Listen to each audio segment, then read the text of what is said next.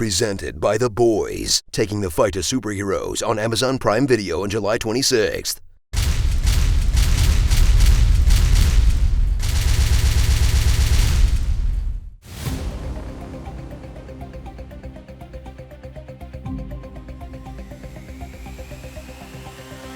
In a world where a bankrupt comic book company sold the film rights to its best characters for peanuts because they thought movies would be a good way to sell more comics, a young executive will do what he can with the rejects that no one wanted and do so well they get bought out by Disney before it was cool. The Marvel Cinematic Universe, except for Endgame. Welcome to the MCU, a TV series made of movies about comic books, where magic is actually science. Your ancestors called it magic, and you call it science. But not by magic, by technology. Magic. Science. But science is basically magic. Boy Scouts of Boy America. Scouts of America? Yes, it is a worthwhile organization. I didn't physically check the crates. And meet your typical MCU protagonist, a loner with no pets, no biological siblings, and whose only friends are their coworkers. Aww, whose personality can range from lighthearted quipster. I'm sorry, Earth is closed today. To stern, duty-bound military type. You get hurt, hurt him back. You get killed, Walk it off. And on a long enough timeline, everyone becomes a quipster. Bitch, please, you've been to space. Follow along on their heroes' journeys, where after a motivating Uncle Ben situation, they'll get a transformational hairstyle, cut some carbs, and find the strength to boldly say their superhero name out loud. I'm Captain America. I am Iron Man. I'm Thor, son of Odin. I'm Ant-Man. I am Groot. Nick Fury. I'm Peter, by the way. Doctor Strange. Oh, you're using your made-up names. I'm Spider-Man then. Star-Lord. Who? But people say a hero is only as good as their villain. And thank God that's not true, or the MCU would be hot garbage. Thrill as they spare 10 minutes to establish a bad guy who's just like the hero, but evil. Or a faceless horde. Can't feel bad if it doesn't have a face. Or actually a pretty awesome character and they're dead. But everyone knows the real villain of the MCU is dads. He was cold, he was calculating. He never told me he loved me, he never even told me he liked me. You favored Thor all these years. You were wrong to turn your backs on the rest of the world. Everything I hate about myself, he told me. Well, of course I have issues. That's my freaking father! I will hunt my father like a dog and I will tear him apart slowly, piece by piece, until he knows some semblance of the profound and unceasing pain I know every single day. Yeah. Tremble before the girth of a meticulously planned story told across 23 separate movies, all about Thanos killing half the universe. Well, first he has to get an Infinity Gauntlet. No, not that gauntlet. I'll do it myself.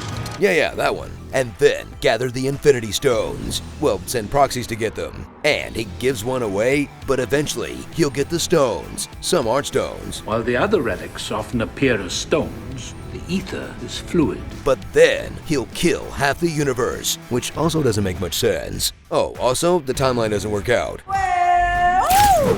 Maybe this wasn't so planned out after all. But the films do sort nicely into 3 distinct phases. The conventional pop songs phase, the boundary-pushing experimental phase, then the woo, we can do no wrong, I'm a golden god phase. And if Rock Docs have taught me anything, phase 4 will have the MCU puking in the gutter, wondering where it all went wrong. Journey from the farthest reaches of Viking space, to alternate dimensions, to the wonders of Earth. Oops, that one's Utopia. And marvel at how everything still kinda looks and feels the same, as visionary indie filmmakers are funneled into the Marvel style of overlit digital video where everything is CGI. Every story is full of sexless romance that never takes off. No! Oh, what the hell? Bloodless violence that never leaves more than a couple of forehead scrapes. All that for a drop of blood. Lifeless soundtracks with more dad rock than you can shake a pair of middle-aged screenwriters at. Feels so good. Chuck Mangione, 1977. Marvin Gaye, 1972 Trouble Man soundtrack. Hooked on a feeling.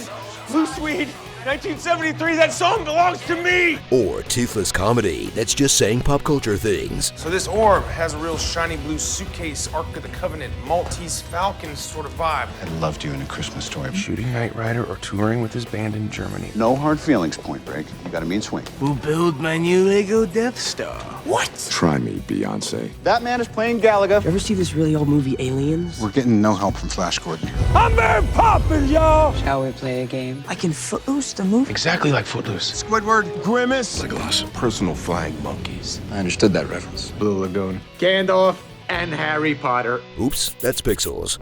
So settle in for an interconnected movieverse that had a 1 in 14,605,000 shot of working. But those odds didn't stop every other studio from awkwardly mashing their IPs together like a junior high dance floor, leaving Marvel as the only one standing in a dying industry. I could do this all day. But launching a whole new industry of Marvel movie news, theory and analysis, channels that just complain about Marvel movies, and even comedy web series that would have died a long time ago if Marvel movies weren't so popular.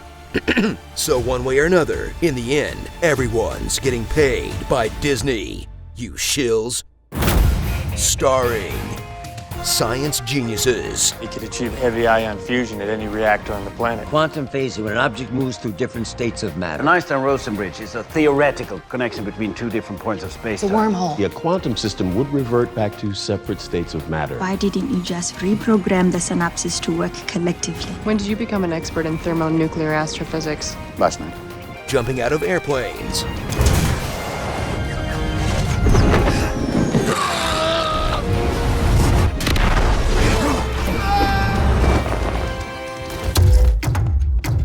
People of color. Leg scissors.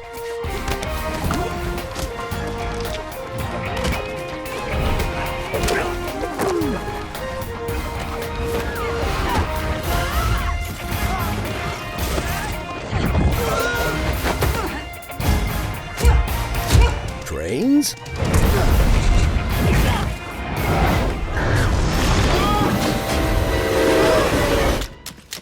Audis.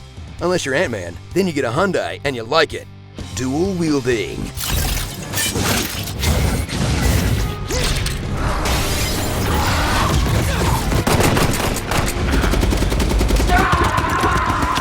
Dig measuring. You have a big gun, you are not the big gun. Tony, don't be jealous. It's not like raging fire, though I like smoldering fire. My record, 21 feet. Not bad. You? 65 feet. Whoa. Yeah. Huge. 65. You get an Iron Man suit, and you get an Iron Man suit, and you get an Iron Man suit. Weird non-Stan Lee cameos. Hey, the Oracle of Oracle. Good idea for an electric jet.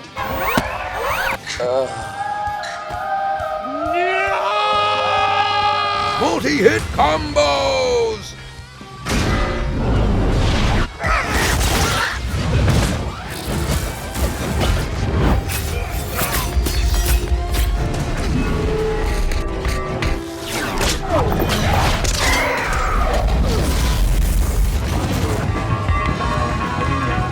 Are you sure you know how to fly this thing? You know how to fly this thing? We'll see. I thought you said he knew how to fly this thing. I said, how hard could it be? Here, take the wheel. No, I don't know how to fly one of these. You're a scientist. Use one of your PhDs. And never forget that for all of Guardians 1, they're sitting in Star-Lord's jizz. If I had a black light, the place would look like a Jackson Pollock painting.